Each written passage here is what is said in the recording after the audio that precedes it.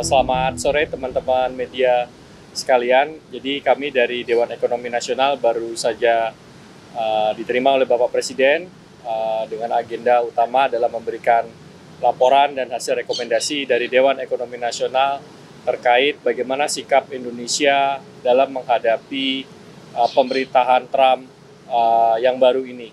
Bagaimana dampak atau potensi dampak yang akan terjadi kepada Indonesia dari segi kebijakan Trump, terutama terkait dengan tarif, terkait dengan imigrasi, bagaimana dampaknya terhadap ekonomi kita, apa dampak positif dan negatifnya. Tadi kami sudah laporkan secara detail kepada Bapak Presiden, dan Bapak Presiden juga sudah memberikan arahan-arahan kepada kami untuk menindaklanjuti. Mungkin secara detail saya akan mohon kepada Pak Khatib Basri untuk bisa memberikan penjelasan lebih detail terkait dengan rekomendasi yang diberikan oleh Dewan Ekonomi Nasional kepada Bapak Presiden terkait dengan kebijakan Trump. Saya persilakan Pak Khatib. Terima kasih. Mungkin saya memberikan background-nya dulu ya, karena ketidakpastian dari kebijakan itu masih terjadi di Amerika Serikat, mengingat bahwa belum semua pos dari menterinya itu sudah terisi. Jadi ini akan memakan waktu sehingga dinamika itu pasti akan terjadi. Tetapi beberapa hal yang tadi dari Dewan Ekonomi Nasional membahas bersama Bapak Presiden adalah mengenai potensi atau risiko yang harus dihadapi Indonesia. Yang pertama adalah salah satunya mengenai kebijakan deportasi yang dilakukan oleh Presiden Trump terhadap kelompok yang disebut sebagai undocumented atau pekerja yang tidak punya paperwork. Karena banyak pekerjaan di Amerika Serikat itu untuk terutama yang unskilled itu dipegang oleh pekerja-pekerja dengan upah yang rendah, yang banyak dari mereka itu adalah undocumented workers. Jadi kalau ini kemudian dipulangkan, maka posisi ini harus digantikan oleh orang yang dengan tingkat upah yang lebih tinggi. Sehingga risikonya itu adalah inflasi di Amerika akan naik. Kalau inflasi di Amerika akan naik, maka The Fed itu mungkin tidak mudah untuk menurunkan bunga, bahkan mungkin akan meningkatkan bunga. Sehingga risiko pertama yang harus dihadapi Indonesia adalah mungkin interest rate-nya di Amerika masih akan relatif tinggi. Yang kemudian yang kedua adalah strong dollar. Ini tentu akan berpengaruh. Di dalam kondisi seperti ini, tadi kami membahas bersama Bapak Presiden dan kami rekomendasikan ruang untuk kebijakan moneter dengan fiskal itu relatif terbatas. Nah, yang penting dilakukan dan Bapak Presiden tadi juga mendukung adalah dilakukan yang namanya structural reform, menyangkut mengenai penyederhanaan izin, perbaikan iklim investasi, implementasi dari GovTech yang semakin cepat. Karena kalau misalnya digitalisasi dilakukan, itu proses dari bureaucratic hurdles-nya itu akan bisa diatasi. Ya, jadi langkah-langkah seperti ini yang tadi kami bahas dan Bapak Presiden mendukung sepenuhnya untuk perbaikan iklim investasi. Mungkin Pak Firman ada yang ingin ditambahkan selain itu, silakan. Terkait dengan pengenaan tarif Trump yang untuk produk kita itu dampaknya seperti apa pada Indonesia, dan apakah barang-barang ilegal dari China itu berpotensi bocor ke Indonesia juga?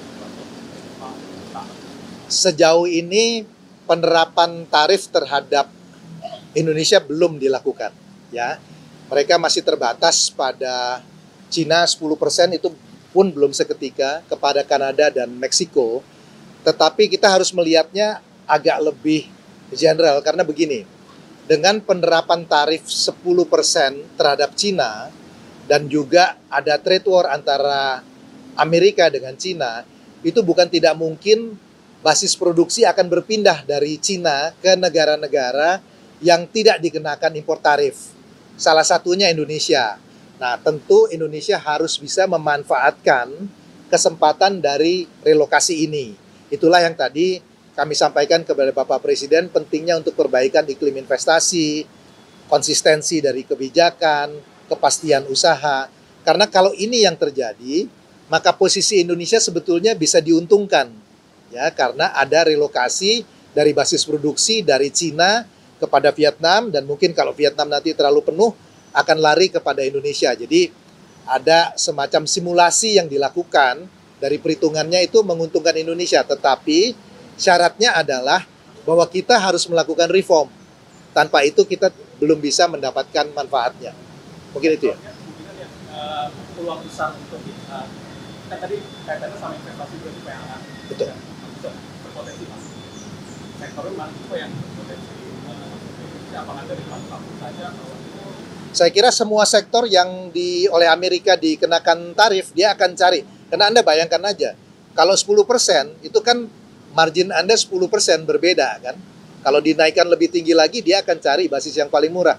Jadi itu bisa terjadi pada manufacturing, dia bisa terjadi juga pada berbagai industri. Makanya kami melihat bahwa kesempatan ini adalah kesempatan yang sangat baik digunakan. Kalau ingat pada waktu meeting Dan yang lalu, kami mengusulkan mengenai GovTech digitalisasi, dan salah satu perbaikan dari investment climate itu bisa diatasi, bisa dilakukan kalau digitalisasi di antara lembaga pemerintah itu bisa berjalan sehingga prosesnya menjadi jauh lebih cepat. Pak Seto mungkin. Ini tadi nambahin sedikit ya. Dalam 1 bulan terakhir kita udah lihat ada beberapa relokasi yang dilakukan ke Indonesia. Ada satu yang kemarin saya dilaporkan melakukan groundbreaking di pabrik di Jawa Barat ya. Itu dengan ekspor 100% ke Amerika. Jadi ini sudah ada trennya kelihatan, tapi saya kira kita perlu kerja lebih keras supaya tadi makin banyak yang pindah dan relokasi ke Indonesia. Pendanaan itu Mas, ini kan Presiden Trump sudah menarik diri dari pansel gitu ya. Nasibnya itu dan bagaimana, dan apakah dari Indonesia juga ada wacana untuk dari pansel gitu? Kemarin saya dengar katanya dari Bali seperti itu. Ya, saya kira nanti kita perlu lihat ya, karena tadi Pak Khatib sampaikan ini masih banyak uncertainty kebijakannya ya terkait dengan hal ini ya. Jadi ini yang saya kira nanti kita perlu pelajari lebih lanjut. Tapi pada intinya transisi energi itu harus disesuaikan oleh masing-masing negara ya. Jadi tidak bisa satu formula yang diterapkan kepada seluruh negara, nggak bisa. Jadi kita juga harus punya metode transisi energi sendiri yang tadi bisa menyeimbangkan kepentingan ekonomi juga. Kita tidak mau juga terlalu mendorong agresif, nanti harga-harga jadi mahal gitu ya, atau nanti proses produksinya terganggu, industrinya terganggu. Jadi memang ini harus ditentukan skenario strateginya sendiri oleh Indonesia. Safety-nya sendiri gimana Mas? Apakah ada kelanjutan? Ya kita masih tunggu. So far sih belum ada pergerakan apapun. Terus masih tentang pendanaan itu juga, dengan dihentikannya ini apakah sudah ada juga rekomendasi dari Dan juga ke Presiden untuk mencari investor-investor lain? Ya kita belum kaji secara spesifik untuk itu. Karena tadi seperti disampaikan, itu belum seluruh posisi kementeriannya di Amerika itu diisi. Jadi kalau mau tahu secara pasti kebijakannya, Anda kan juga lihat kan di media, mau diterapkan tarif sekian, ternyata prakteknya angkanya berbeda. Ya. Jadi kita masih lihat bahwa pola ini masih akan, dinamikanya masih akan terjadi dalam beberapa bulan. Setelah itu settle, baru kita bisa tahu pasti polisi. Oke. Oke.